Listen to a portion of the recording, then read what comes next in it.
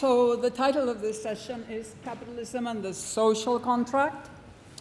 And what I'm going to do is to shift a little bit from the notion that technology shapes society to look at how society shapes technology. And for doing that, I'm going to look forward towards the future, but learning from history. The historical record since the Industrial Revolution shows us that there have been 5 technological revolutions, all very different from each other, but with a very similar sequence. Each of them has 2 main periods. One first, about 20, 30, or 40 years, which is the one we've just gone through, which is controlled by finance, which I call the installation period, when usually it's the markets that define how to do it because nobody knows. It's a huge experiment.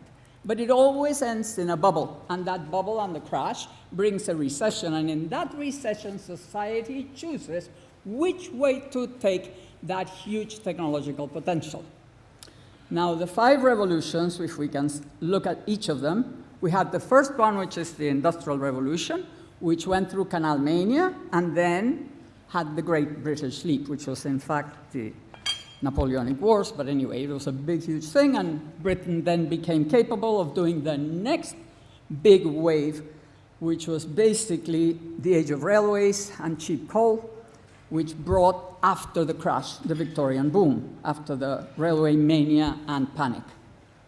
Then we had the first globalization, which was followed by the Belle Epoque, and our more familiar Roaring Twenties, the mass production revolution with autos, housing, radio, aviation, electricity, after which we had the Golden Age, but not without going through a horrendous period of hunger, unemployment, immigration, secular stagnation hypotheses, and looking at the future because mass production was going to eliminate jobs and agriculture was mechanizing, so we were going to have a horrible world. And after that, when the war taught us about mass production and mass consumption and so on, we actually managed to set up, with the welfare state, suburbanization, the Cold War, etc., the post-war golden age.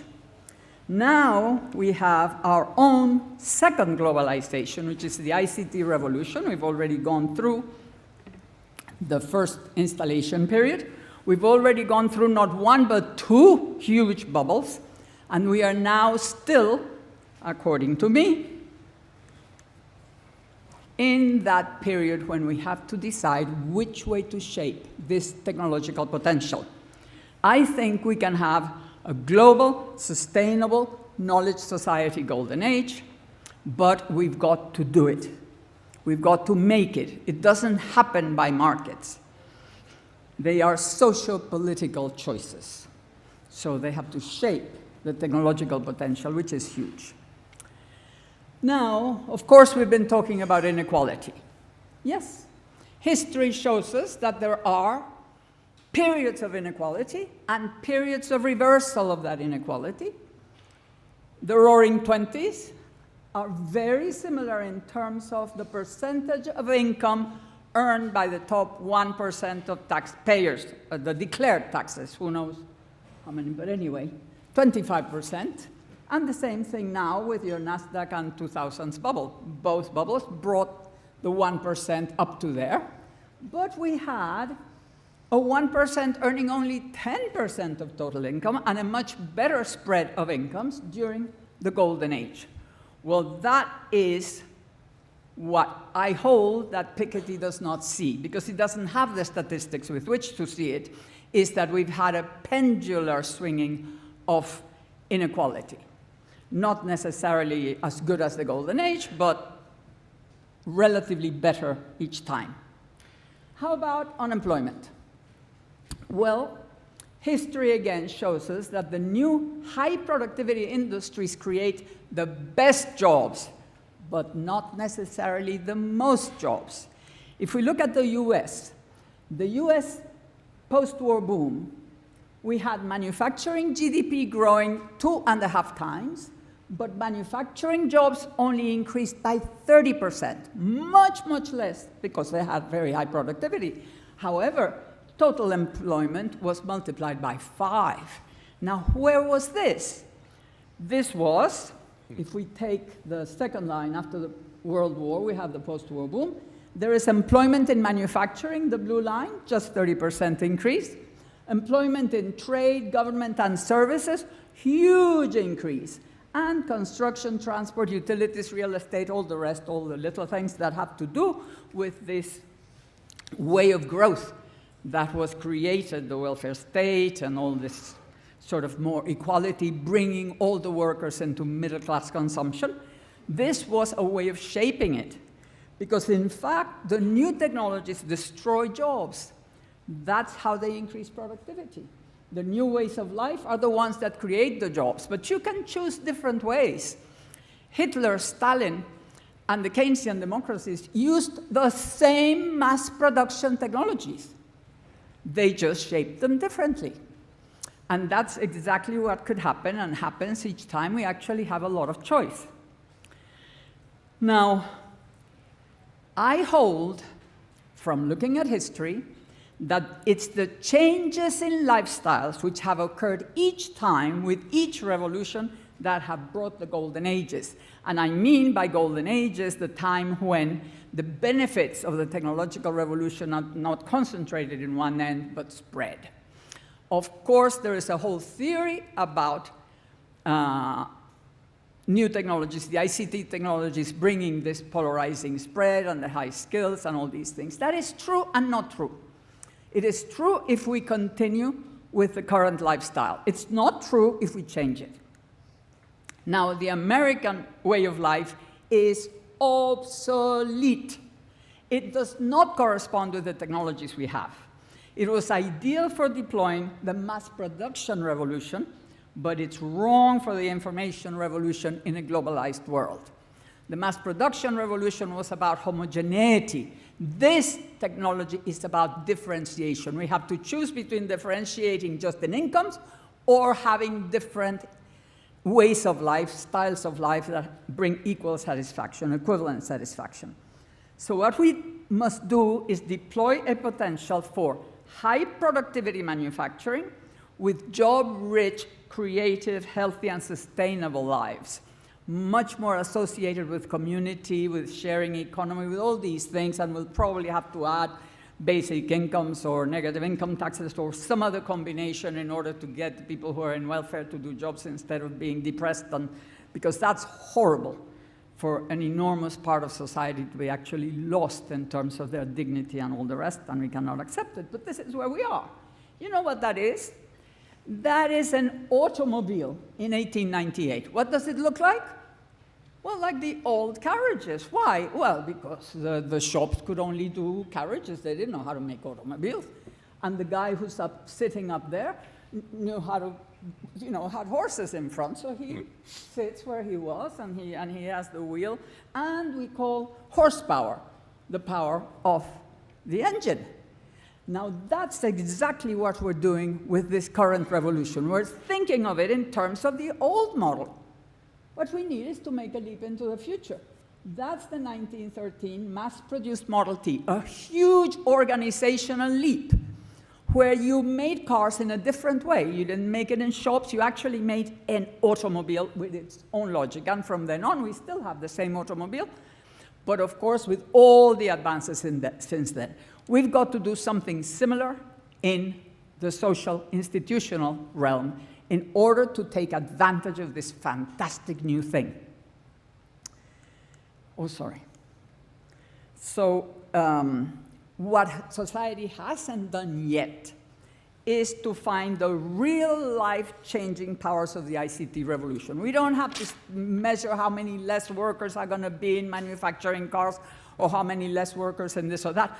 We've got to know what else society can do with this bounty in order to create a new society which is good for all. And when I mean all in the globe, because we're talking about full global development. So I think that a new direction for a global positive-sum game in the age of information technology has three components. One is cheap, universal ICT. This is obvious. We've got to get everybody with access to ICT and with knowledge about it and all the rest for education and for work and for creativity and for entrepreneurship and so on. We need full global development, among other things, because that's the only way to have enough markets for what the developed and the advanced countries can do. Imagine the infrastructure, the equipment, all the things that have to be done in the developing world if all countries were developing. But of course, we wouldn't be able to do it if we didn't do it green. So it's got to be green growth, which is the direction which we haven't mentioned once today. That is the most important problem or solution that we now have. Climate change is not the problem. Climate change is the solution. That's like the war. You know, if you decide to change, not just climate change, but scarcity of materials, of water, of, just the planetary limits, if we have to face that, the amount of innovation that could happen across every activity, every industry, lifestyles, production styles, transportation, everything, enormous changes. It's a challenge. It's a challenge of multiple challenges, and that is a direction for innovation. Just like suburbanization and the Cold War were directions for innovation for mass production. So what does this mean? A different direction for growth and well-being. We have no longer possession and disposal of goods, but how about rental, maintenance, and recycling of durable goods? With maintenance only, if we can be upgrading them all the time and so on, we could have enough jobs in the advanced world to replace all the ones that are lost in manufacturing. Then energy and materials intensity as satisfaction, people possession of things on the cars, on the things. I was just checking this was all happening, which it obviously is. Sorry? And they have this in their packet? Or no? The ghost in the machine. Sorry. Carlota. So we would have to shift to intangibles, to services and human relations. Somebody already talked about the importance of human relations, which is one of the things that this does, but we have already seen how many tangible things have been transformed into intangibles, like the music industry and all the rest. Go from mass and homogeneity to diversity, change, and adaptability. This is not a mass production, equalizing, homogenizing set of technologies. This is a diversifying, adaptable, constantly innovating set of technologies. So we've got to move in that direction, and that will mean a lot of possibilities for jobs and for creation and all the rest.